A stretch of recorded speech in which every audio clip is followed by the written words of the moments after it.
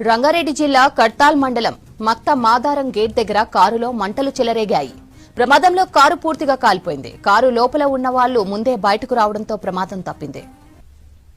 రంగారెడ్డి జిల్లా కడ్తాల్ మండలం మక్త మాదారం గేట్ దగ్గర కారులో మంటలు చెలరేగాయి. ప్రమాదంలో కారు పూర్తిగా కాలిపోయింది. కారు లోపల ఉన్న వాళ్లు ముందే బయటకు రావడంతో ప్రమాదం తప్పింది.